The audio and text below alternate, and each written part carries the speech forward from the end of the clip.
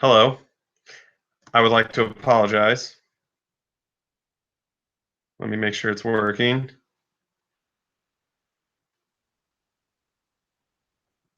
Okay.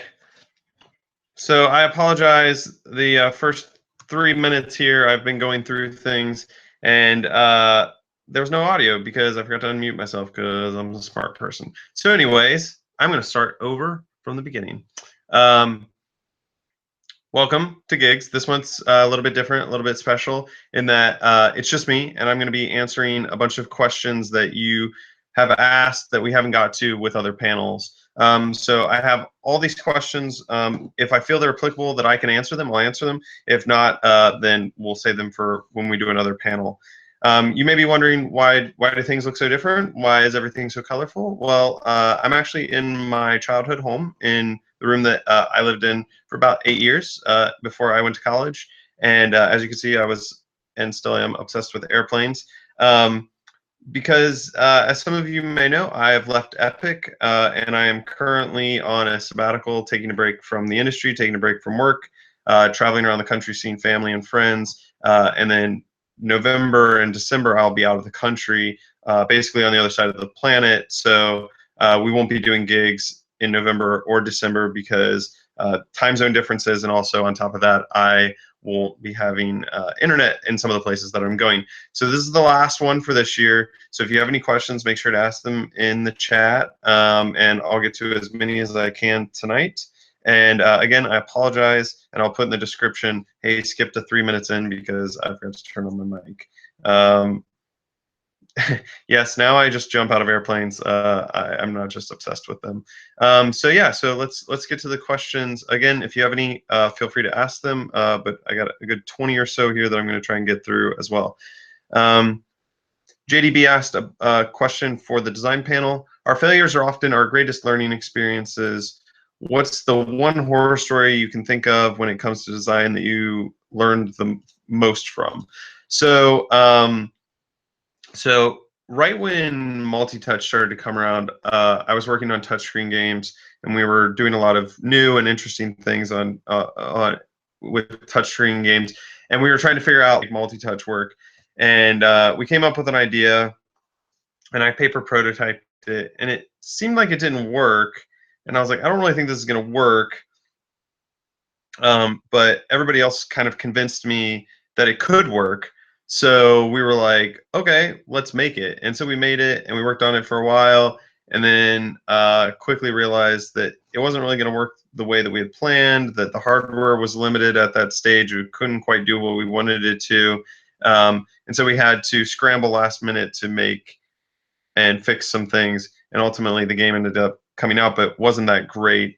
So I learned there that I should really trust not only my gut but the paper prototype when I do something, and not just roll over and be like, yeah, cool, you guys think this will work, then let's do it. There I should have stood my ground and said, hey, let's try and think of some alternate ideas before we just go ahead and do something.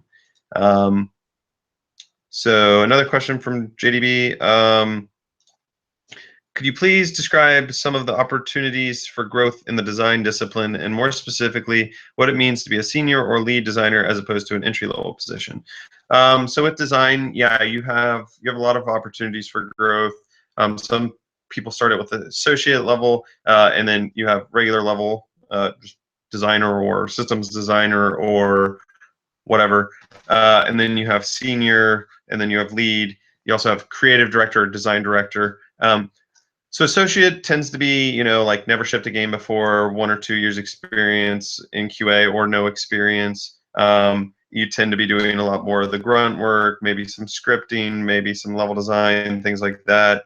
The generic level of just designer or systems designer or level designer, you're doing everything that's under that discipline. So if you're a systems designer, you're doing all the systems work. If you're a level designer, you're doing level work. And that title change is just years experience. Senior is kind of the same as well. It's like years experience and like ship titles and other experiences. So that's just your experience.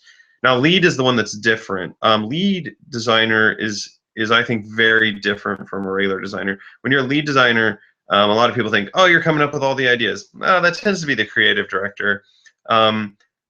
The lead designer's job is to make sure everybody understands why you're doing the things that you're doing with the design and to level up their skills as designers. So if someone comes to you and says, hey, I think this isn't working, here's why, and you know it's the right thing, you want them to explain why they think it isn't working and then get them to understand why it is working and why it's the right decision to do what you're doing. When I was a lead designer, my focus was really on leveling up my team and making sure that they understood, how to make games and why the games we were making and the decisions we were making were working the way they were.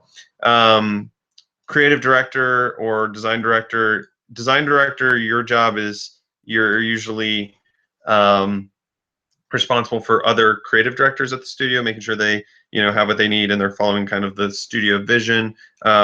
Creative director is usually the person who owns the whole design for the game and kind of guides that. Okay, next question from Jason Harris. What is a good start on getting a paying job in the industry when you already work a 70 plus hours a week job and have a family, so free time for side projects is limited? Well, I would say in that instance, you kind of have two options. You either quit your 70-hour week job and go find a job that's 40 hours a week that's making enough money but not as much money. I know it's hard for me to give this advice when I don't have a family, but this is I think the most realistic way to do it. Go and find a QA job somewhere. It's not going to pay nearly as much, but you are getting that experience and you're probably working more reasonable hours. You're getting experience in the industry and you can work on side projects. But you're never going to get a job in the industry if you're not working on games, building up your portfolio, and like showing people that you can do it. If you're off working 70 hours a week doing another job, why would I ever hire you to do something that you have no experience doing? Like, if you can't show me that you have that experience, I'm never going to hire you. All right, Eric Mason asked, how does the process go from initial pitch to a full-fledged design, assuming the game is selected for full development? So this is different kind of everywhere. When I worked in casual games, we were the people pitching the games. We were our own publisher, so we would pitch the games to each other, to the marketing team, and then get their feedback and design. That was pretty simple. It was like I would come up with a design, or someone on the team would come up with a design. They would come to me. We would talk through it. I would talk with the marketing director of the company. He would give me his feedback. We'd kind of hash out an idea, and then we would present it to the game developers, and we would present it to the marketing team, and they would say yes or no and give feedback, and we would kind of figure it out, and then it would be greenlit, and we would work on it. In the broader industry, when you're not a self-publisher, you usually put together a pitch, and you generally have like a vertical slice or working prototype or something, and you're really searching for a publisher at that point. So you want to have as much of a game as you can, and then they will greenlight it and give you money. For internal development at a big studio, I don't have any experience of just like working on a side project and then it getting greenlit, so I can't really speak to that. Cool. Zach, Lyle has a question here in the chat. Currently working with a team on a puzzle game. Just earlier, I modified materials to allow for colorblind players to play. How does the AAA industry approach accessibility, if at all? Most companies that I've worked with have like an accessibility standard.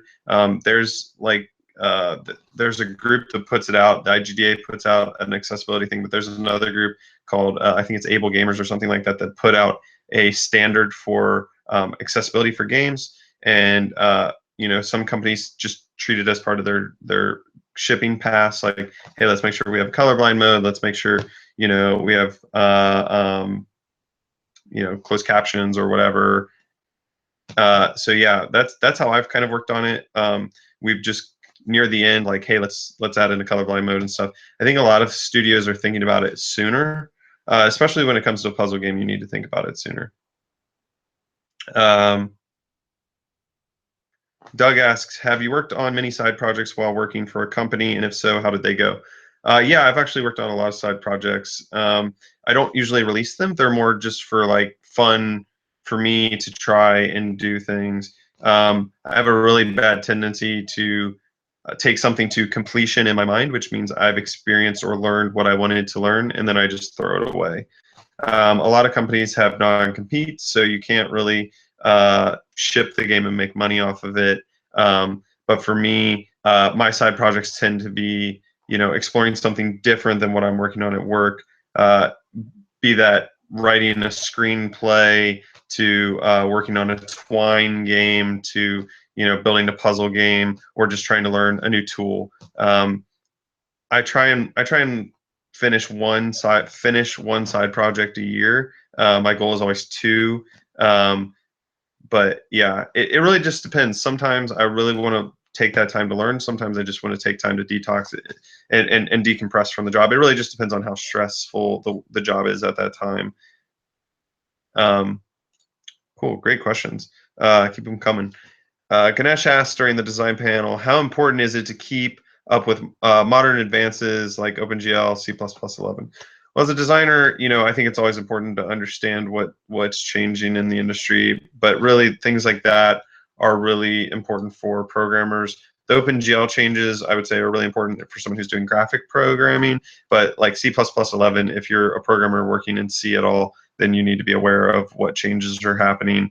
And, it's good to have conversations about stuff like that. Oh, Doug asked a follow-up question. Do you find trouble making time to work on them? Yeah, I mean, you basically have to decide that it's a priority for you, right? So the way I've always found time to do it is to be like, okay, I'm going to go to work until 6 o'clock, and then I'm going to go to the gym until 7 o'clock, and then I'm going to come home and I'm going to eat, and maybe I'll watch a movie till like 9 o'clock, and then from like 9 to 11, I'm going to work on my side project. I try and like really figure out how to time it, and if it's important to me, I'm going to make it like a second job. I'm going to say we're going to do this every day at this time. So that's the way it's worked for me. Like I've had to like really structure myself. Eric asked another question in the design panel. What do you look for when looking through code scripting samples? This would probably be a much better question for someone who was on that panel. But as someone who's looked at code samples many times, I would say that I'm looking to make sure that syntax is correct. Obviously, that it would compile. Your spelling is good. If you're a designer, especially if like your spelling and variable naming is good. Make sure that there's no memory leaks if you're using like like C++ or something like that. And just kind of making sure that the code is clean, easy to read, documented well. But more important than just documented well, like you should just have readable scripting and readable code. Yeah. Next question, Matthew McComer asked in the design panel, for everyone, it's just me, haha, spoilers. What was your first significant design project, and how did that set you on the path to where you are today? Oh man, that'd be a really great question for a design panel, and I'm gonna make sure that we ask that the next time we have a design panel. For me, my first significant design panel was actually here in this house. My friends and I used to trade Game Boy games, and I've told this story many times in interviews. We used to trade Game Boy games back and forth, and my buddy let me borrow Pokemon Red, I believe it was, and I did something he didn't like with the save file. We would take turns playing the same thing. I think I taught Pikachu something, and it broke the game for him. We both got mad, and instead of getting mad at each other, we decided to get mad at Pokemon for not allowing us to change it and fix it. And so we ended up writing a game called Pokemon Killer, which was a like shmup type game, a lot like Revolution X, if you've ever played that in an arcade. And we were really focused on just killing all the Pokemons. So yeah, that was the first one that really set me down the path, and then I started doing modding and stuff like that. So yeah, that for me was what really set me down the path to start doing design. James Torres asked a question: how do you guys deal with other designers with mental health issues? This is a really great question, and I don't want to limit it to designers. I've worked with quite a few people who have mental health issues, um, and I treat them, I guess, the way that I would want to be treated, but also the way that they ask to be treated. So I've had some people that are like, "Hey, I have, I have these issues. Um, can you just make sure if I start to react this way that you tell me, hey, you know, you're acting up, you're having problems, or whatever." Um, or sometimes kind of letting them lean on me as a crutch if they need it, or just someone to talk to. It's really just, it depends on how open that person is. I've been lucky that a lot of the people I'm friends with that have mental health issues that work in the industry have been pretty open about it and said, these are my problems, this is how I need help, this is how I'm going to react. And it allows me to be an ally and be there to help them. I wouldn't treat them any differently if they didn't want to be treated. If they didn't want to be treated differently or didn't want to be open about it or whatever, then I would never treat them differently. Um, Doug asked, have you worked at many companies that are open about mental health issues? Yeah, I think basically everywhere I've worked, the company is willing to support and help people who have mental health issues. Um, I guess now as always is a good time for me to say, if you have mental health issues, and you're starting to think about self-harm or something, make sure to talk to somebody. I do know someone who was in the industry who didn't talk to anybody, and they ended their own life, when there were many of us who cared about them, and would have done anything to help that person. So if you are struggling, get help. If you don't have anybody to talk to, you can talk to me. Um, so yeah, I hope James goes back and watches this. Um, Matthew asked another question in regards to design. What inspires you? Oh, another great question for a panel, and I'll make sure we ask in the future. What inspires me is quite a few things. Other games inspire me. Nature inspires me. Movies inspire me. Talking to students or other game developers really inspires me. Conferences inspire me, and hopefully breaks like I'm taking right now inspire me, because that's kind of the point. I'm taking a break to get inspired and get excited to work on something new. So I think there's a lot of different things that can inspire people, um, and one of the biggest ones I always say is find a hobby that isn't games that inspires you. I know one person who just loves to rock climb, and that is like how they solve programming problems. They go and rock climb. So you never know. Um, Doug, who is actually in the chat, asked a question that we never answered, which is, are there any websites you recommend use for online portfolio? Um, WordPress is always good. WordPress plugins, there's lots of them. I use like GoDaddy's website builder. It's all right. I wouldn't use it if I hadn't been using it for years. Squarespace is good. There's tons of great websites out there, website builders out there that you can use on a budget. So yeah. Next question. This is the last one from the design panel. Darkwing Drew, what are some non-video game industry degrees that you have seen be helpful in the design part of the business? Huh. So this is what's interesting is, especially if you look at older designers, like people who, Seth mentioned Wix, by the way. Yeah, that's good for websites as well. Sweet. Congratulations, Doug. And you're using Wix. Sorry I didn't answer sooner. So back to the question that I was answering. Sorry, this is a little scattered. I'm bouncing between windows here. What are some non-video game degrees? So I've known designers with a bunch of different degrees: history, philosophy, communications, economics. I had a friend who was a stockbroker. I really think design is one of those fields where you could have any experience or any background that could help you. Mathematicians, statisticians, it's really about using the degree that you've got and the skills that you have to make great games. It doesn't necessarily matter. Oh, by the way, I just realized I just watched the video and realized I'm like rocking back and forth, and that's like really terrible. I apologize. But I'm in this sweet leather recliner, so this is where my dad takes his naps. Okay, the next two questions I don't have a name on. Actually, never mind. I answered those questions in another stream. I don't know why I didn't mark those as done. Okay, so now we have some programmer questions. Again, hopefully I can answer these. Andrew Gleason asked a bunch of questions that he wanted to answer when I have him on in a few months, but I'm going to ask him now. Haha. I'm a physics, networking, etc. programmer. What do you suggest I do to get a job in that area?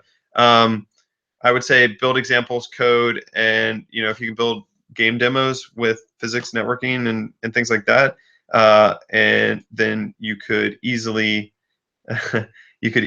find a job that way. And obviously apply for jobs that are in the field that you want to do. Always a good question. Is QA a good entry into the industry? Yes, it is a good entry into the industry. It's probably one of the better ways to enter the industry because you're shipping games, you're around other people who are working on games, and you are able to get advice, feedback, and maybe even a mentor from someone who is professionally making games.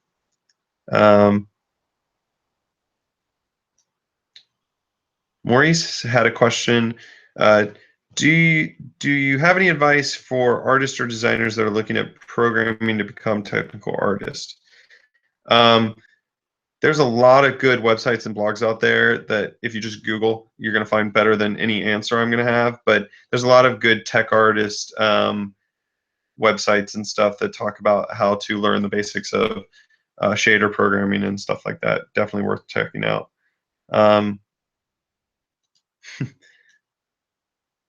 Andrew asked, how important is networking and what are your suggestions for making friends in the industry? We did a whole show on that, me and Rob Coble. I recommend you go watch it. But my suggestion for making friends is very simple. Ask questions about them and have them talk about themselves. They'll love you and think that you're the nicest person ever. Abnoxious asked, when it comes to education, is a bachelor's a must, or is completing a 3-year degree in video game programming okay? It is something that would allow you to have the chance to get into a AAA studio. The age-old education question. So I believe if you can teach yourself and show off that you are an amazing programmer, you don't need to go to school. I have worked with incredible programmers who didn't go to college. Rob said smile a lot. That's another good tip for networking and making friends. John Carmack didn't graduate from high school. There's other great programmers who didn't go to college. It was a bit easier back in the day. Having a degree does help you get a foot in the door. I think if you're gonna go get a degree, make sure you're spending your money on the right thing. Do your research, and then make sure it's if you're 16, 17 years old and you know what you want to do, like don't go to a school that's just generic. Like go to a school that's going to focus on and is the best at what you want to do. And before you even go to college, try out what you think it is you love and you want to do. Because some people get to college. I had a lot of friends that went to Full Sail, and after like a month or two of programming, they're like, oh, I don't actually like programming, and like switch to art or something else. So yeah. All right, guys, I'm getting down to the last few questions. So if you don't have any, or don't ask them in the chat, I'm not going to have anything to talk about. So I'm just going to end this early. This will be a quick video. But yeah, just letting you know. Sick asked, I know this is a small industry where everyone knows everyone. Do people in hiring positions often ask the instructors at game design universities about prospective hires with good resumes? I doubt that. But if you come from Full Sail, I may or may not ask instructors that I know fairly well at the school about you. I have a tendency to do that. I have a tendency if someone says they worked on X and Y in school, then I'll go ask about them. I've also had, people who went to DigiPen go ask their instructors or their professors about a new student. And I definitely have gone and grabbed someone who went to SMU to ask other people at SMU about someone. So yes, it's not 100%, but just know that it may happen. Someone asked about mentors, and specifically mentors in art or just mentors in general. Mentors are really important, so I want to talk about them briefly. Mentors are really important. I think it's really important when you're getting into the industry and then when you're in the industry, to have mentors to talk to. When I was trying to decide about taking this break, I talked to several of my mentors about what that looked like, why I needed it, and things like that. And then I also talked to you know, just close friends about that. And as I kind of feel like I'm finishing up with this break, I'll be talking to my mentors about job opportunities and where I could go and what their thoughts are on that stuff, and getting feedback and advice. But it's not just about when you're leaving a job or finding a job that you ask these questions or you work with a mentor. It's a monthly thing, especially when you're new. You want to be talking to your mentor like monthly and saying, hey, I'm having this interaction at work. What's your feedback on that? Or, I'm interested in looking into this tool. Do you have any experience in it? Do you have anybody I can talk to? Mentors are really important because they help open the door to other people who can, continue your education. I'm just reading some things in the chat here. Rob Coble mentioned on the degree question, many will discredit someone without ever talking to them if a degree is not listed on their resume. And Rob has done recruiting, so that's a good note. So yeah, just good to know. Seth asks, should I put together a game design portfolio reel? If so, should it showcase a specific skill set for, say, level design, or should it be generic? How long should it be? How should it be organized? Yes, I think you should put together a portfolio reel, but you should also have just screenshots and some text as well. The best thing for a website is, like, I want to be able to digest it how I want to digest it, so either a video or text or an image or something like that. It should be fairly short. You say here, should it be generic or level design? If you have enough level design stuff to make a level design one, do a level design one and then do a generic one as well. How long should it be? Probably 3 minutes max. 5 minutes would be, even okay, but probably pushing it to the absolute extreme. I'm not going to really sit and watch somebody's video for 5 minutes. How should it be organized? There's a bunch of really good examples online of other people doing this, where they kind of show, like, the layout. They show the final level, then they show the layout, then they show the, like, wireframe of the level, and then they show other stuff. I think the best way to show it is, telling a story is always important in videos. So that way is kind of telling a story where you show the final product and then you kind of show how you built it. This doesn't mean like showing as much work in progress as just like showing that this is how you went through the process. But yeah, I think videos are really important. Doug asked, what was your favorite project that you have worked on and why? How do you tell someone that you are or going on a break and that it is okay, so they don't worry about what you have been doing lately? Let's see, favorite project. I mean, I really love Fortnite. That was a great project to work on. I really enjoyed working on Doom. I think my favorite project, it's weird to say this, but one of my favorite projects, it may not be my favorite, but I've worked on a lot of games. I've shipped 54 games, and I've worked on 57 or 58. I've worked on a lot of big and small games, but I still really love the game I made my senior year, or for my senior final project at Full Sail. That experience was great. The game is super fun. I still think it's pretty unique. While I'm on a break, I may end up making it again, and just adding some tweaks. I don't know. Who knows? It's a break, so who knows what I'm going to do. But yeah, you know, I've only worked on a few projects that I didn't enjoy working on, or I was not enjoying them. I think what I really like about what really makes me like a project and remember it fondly is if it challenged me to do something new or different, or was interesting and weird. So yeah. How do you tell someone that you are going on a break and that is okay, so they don't worry about what you've been doing lately? So I'm getting this a lot. It's a good question, Doug. I just keep telling people, don't worry, I can afford food, and I just need some time to kind of decompress. And it's not really decompressing so much from the game industry. I've had a job basically nonstop for the last 20 years. And so I want a break. I just don't want to have a job for a while. I'm still super passionate about games. I'm super passionate about management and leadership, and helping people get into the industry and things like that. My passion hasn't changed.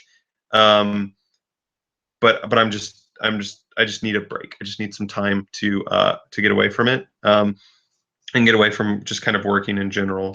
Uh, so it's not necessarily like my mental health isn't a problem, and you know, my physical health is actually a bit of a problem that does lend a bit to why I'm doing this. But it's kind of a culmination of just exhaustion and mental health and physical health and things like that. It's like just need some time off. So I'm okay. There's nothing wrong with me. I have money. I'm not gonna starve and die. But at the same time, I saw a really great opportunity in my life. You know, I don't have debt. I don't really have any monthly bills or anything like that. I saw a great opportunity in my life to kind of take like a almost midlife retirement and kind of do some things that I've wanted to do my whole life. So, for example, I'm going to go live on an island and be a farmer. So, you know, it's a weird place to be, and you know, I hope everybody gets there at some point in their career where they get the opportunity to take a break. I know I'm going to come back and be better than ever. So um, that's it for all the questions I have. Thank you, everyone who asked them. Thanks for everybody who tuned in. Sorry, I forgot to turn on the audio there at the beginning. But like I said, we'll be back probably in January or February. I'll keep you posted on the website. And who knows, we might do like a surprise one in December or November if I randomly get internet connection and run into some game developers that I think would be fun. We might post a video or two. So yeah, thank you everyone for an amazing year of gigs, and I'll see you all soon.